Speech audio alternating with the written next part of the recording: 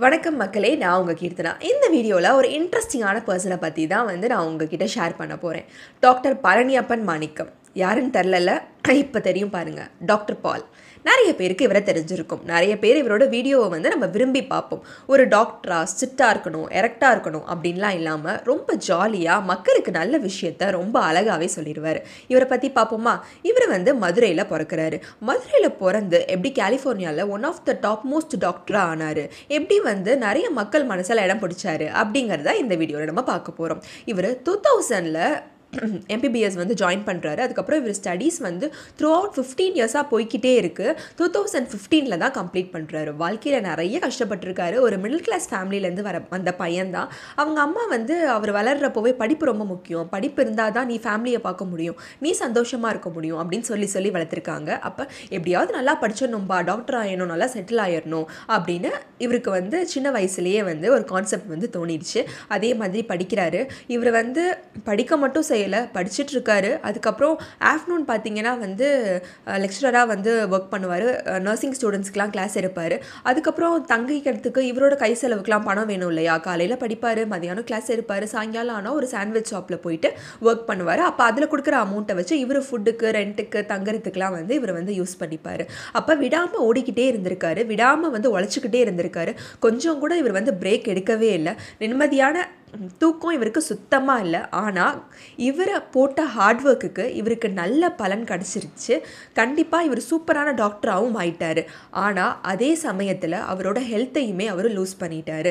திடீர்னு அவருக்கு ஒழுங்கான தூக்கம் இல்லை, ஒழுங்காக சாப்பாடு இல்லை, கிடைக்கிற சாப்பாடை சாப்பிட்டுட்டு ஒரு ஹைஜீனான ஹெல்தியான லைஃப் ஸ்டைலே அவருக்கு இல்லாமல் போயிடுச்சு. ஆனால் நிறைய ஏர்ன் பண்ணுறாரு. அப்போ திடீர்னு இவருக்கு ஹார்ட் ப்ராப்ளம் வந்துருச்சு. அப்போ ஹாஸ்பிட்டலில் அட்மிட் ஆகிட்டு உயிருக்கு போராடி சாகிற நிலைமையிலேருந்து வெளியே ரெக்கவர் ஆகி வந்தார். அப்போ தான் அவர் முடிவு பண்ணார், படிப்பும் முக்கியம், அதே மாதிரி ஹெல்த்தும் முக்கியம், கட் ஹெல்த் ரொம்பவே முக்கியம். எப்படியாவது நம்ம இனிமேல் ஹெல்த்தை ரொம்ப நல்லா பார்த்துக்கணும், சீக்கிரமாக சாப்பிட்றணும், நல்லா ஹெல்த்தியான ஃபுட்டாக எடுத்துக்கணும் அப்படின்னு சொல்லிட்டு நினைக்க ஆரம்பித்தார். அதுக்கப்புறம் ரொம்ப அவர் உடம்பை ரொம்ப சூப்பராக பார்த்துக்க ஆரம்பிச்சிட்டாரு. அதுக்கப்புறம் அவர் என்ன பண்ணுறாரு, யூடியூப் சேனல் ஸ்டார்ட் பண்ணுறாரு. மக்களுக்கு நிறைய நல்ல விஷயங்களை சொல்லிக் கொடுக்க ஆரம்பிக்கிறாரு. அதுவும் எப்படி, ஒரு நேம் வச்சு சரவணகுமார் அப்படிங்கிற நேம் நம்மளுக்கு ரொம்ப நல்லாவே தெரியும். ஒரு கேரக்டருக்கு நேம் வச்சு அது உண்மையாக நம்ம மனசில் பதிய வச்சு நல்ல விஷயத்த ரொம்ப அழகாக சொல்லிடுவார். அவர் வீடியோவை பார்க்குறப்போவே ரொம்ப இன்ட்ரெஸ்டாக இருக்கும். சில பேர் சொல்கிறத கேட்கணும்னு தோணாது, பட் அவர் சொல்கிற அட்வைஸ் எடுத்துக்கணும், நம்ம ஹெல்த்தை நல்லா பார்த்துக்கணும் அப்படிங்கிறத ரொம்ப காமெடியான வகையில் ரொம்ப சூப்பராக மக்கள் மனசில் பதிகிற மாதிரி சொல்லிடுவார். அதில் அவர் ரொம்பவே ஸ்பெஷலிஸ்ட். எப்போ அவர் ஹெல்த் பாதிக்கப்பட்டுச்சோ அப்போ தான் அவர் உணர்ந்தார், அந்த தப்பாக நம்மளும் பண்ணக்கூடாதுன்னு சொல்லிட்டு ஆடியன்ஸ்க்கு நிறைய ஹெல்த் பெனிஃபிட்ஸ் கொடுத்துட்டே இருந்தார். அதுக்கப்புறம் இப்போ ரீசெண்டாக கூட ஒரு வீடியோ ஒன்று பார்த்தேன். கல்யாண மண்டபம் போகிறாங்க, அப்போ அவங்க சாப்பாடு போடுறப்ப தானே நம்ம சாப்பிட்ணும்.